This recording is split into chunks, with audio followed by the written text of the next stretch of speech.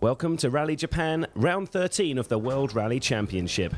All teams came to this event carrying symbols of remembrance for co-driver Michael Park, who died in an accident in the Wales Rally GB. Japan provided an opportunity for his colleagues and fellow competitors to pay tribute to one of the WRC's true gentlemen. It's a difficult time for everybody. I think everybody could see, you know, that when the news hit the service park in Wales, that, you know, it's such an effect on everybody because he's been involved with most of the teams in the World Championship, and particularly the last 3 years with us. And we all know how such a special guy he was, not only doing his job, but as a human person. I mean, he was just a super guy. He worked his way through lots of the teams and so on, but, you know, made friends everywhere he went. That's the kind of guy he was, and very sociable, always, you know, looking to get involved. And, you know, yeah, certainly one of those people that, you know, we just can't help but miss him. Well, Beef was the ultimate professional and thoroughly deserved the 5 victories that he had alongside Michael Martin.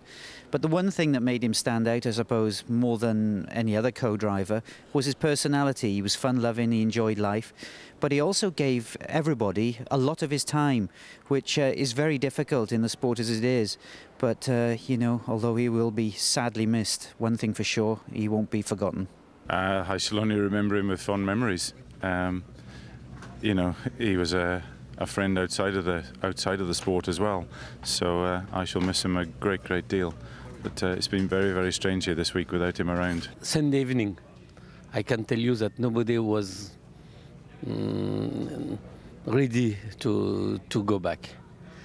Then I phoned to Marie, Michael's wife. She's so strong that she helped me and everybody to recover. In memory of Michael, we had to come. Marco Martin, Michael Park's driver, has understandably withdrawn from this event. His place in the Peugeot team is taken by Sweden's Daniel Carlson. The WRC has returned to the island of Hokkaido in the far north of Japan. The host city is Obihiro.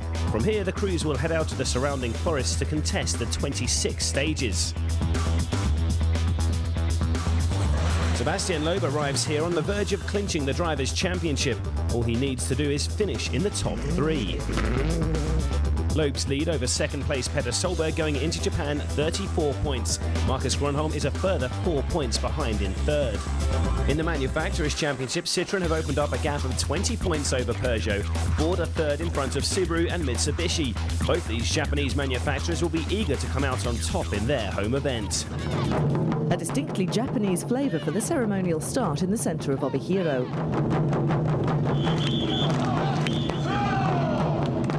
A big welcome for reigning world champion Sebastian Loeb.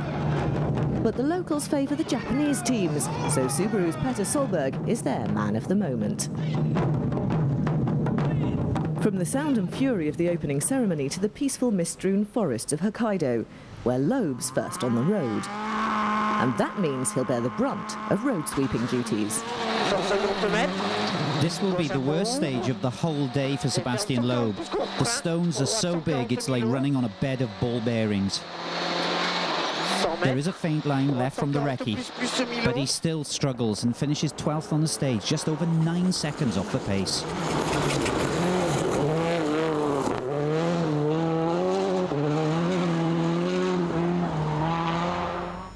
With a much better road position and the benefit of having competed twice before in Japan, Chris Atkinson has all the ingredients for a good run and makes the most of it. He wins the stage and so leads a WRC event for the first time, but not for long. 2, 1, just 120, 6 left plus. On stage 2, Petter Solberg takes the top spot from his junior teammate, but his lead is just 0.2 of a second. Solberg is desperate for a strong result in the team's home event. 60.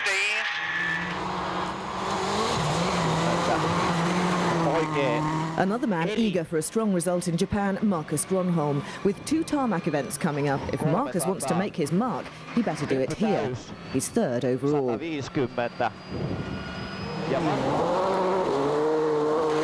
Less than a second behind him is Mikko Hirvonen, called in by Skoda as none of their regular drivers have experience here. The highest placed Mitsubishi is Harry Rovanperä, 5th overall. Like Skoda, Mitsubishi didn't enter this rally last year. Harry finished 6th for Peugeot and would like to better that, driving as he is for a Japanese manufacturer.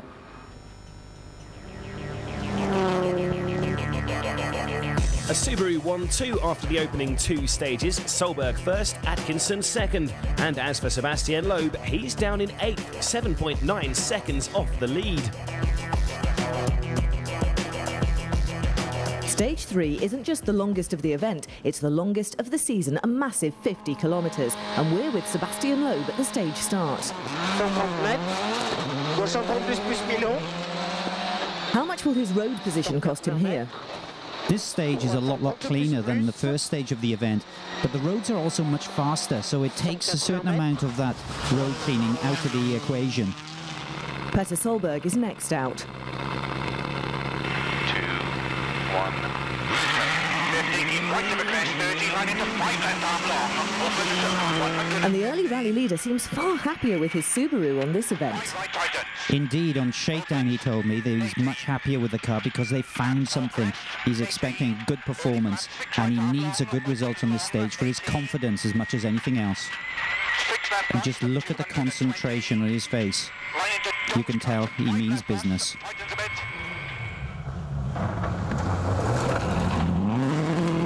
And his teammate Chris Atkinson, 2nd overall, is presumably also benefiting from the changes to the Impreza.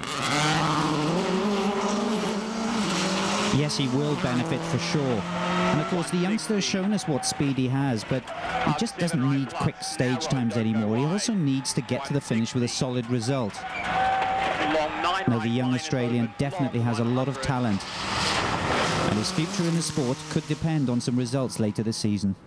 Well, Solberg is approaching the midway split. Loeb's already through this split, of course. You can see his time. Using virtual spectator, let's see how they compare. 6 left minus half. Well, Petter's time is significantly faster than the Frenchman's. Line into neat. 13:44.8. Tightens a bit. 13. 9.8 seconds quicker than Loeb. But what matters is Solberg's performance against his teammate. Remember, Atkinson is just 0.2 of a second behind the Norwegian. And he's coming up to that halfway split. Very long, 10 left. And they're very close, but the Australian is just shading it. Care long, 8 right, neat. 50. Bridge, 1.1 seconds faster at the split. If he keeps that up, Atkinson will retake the lead of the rally. Well, here's Loeb now coming towards the end of the stage. Now, at the halfway split, remember, he was almost 10 seconds slower than Petter Solberg. The question is, has he lost any more? Try as he might, he's always going to be sweeping the road a little bit, and here's this finish now. He's going to set a time 28:17.4. Well, we're back with Solberg now, and let's see if he's maintained his pace. Oh, he was very late on the brakes there. He's obviously trying exceptionally hard.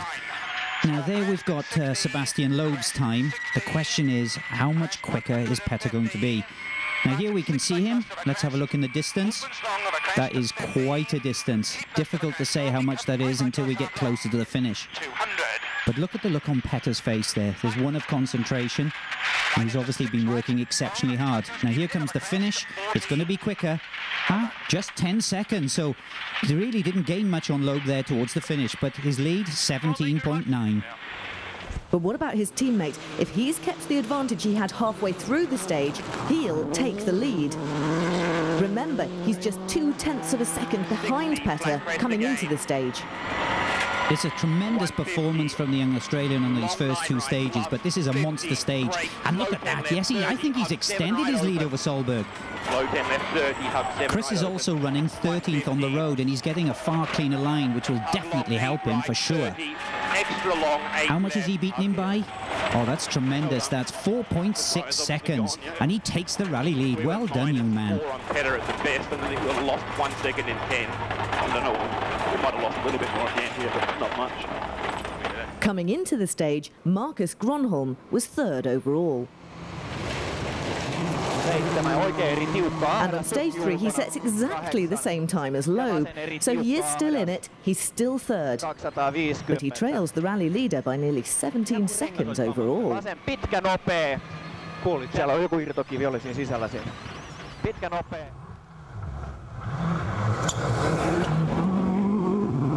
Skoda's Mikko Hirvonen, fourth overall coming into stage 3, has hit a rock which has damaged the hydraulic oil cooler.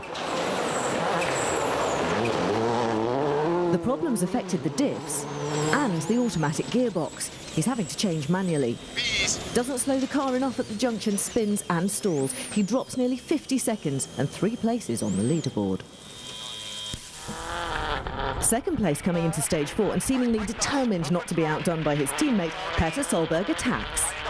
And he does that at blistering pace, beating Chris Atkinson by more than 16 seconds and retaking pride of place at the top of the leaderboard.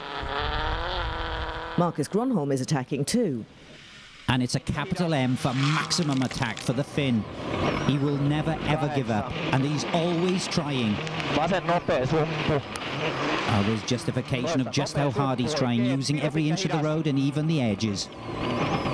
Despite dropping 7 seconds to Solberg, Gronholm is still second fastest on stage.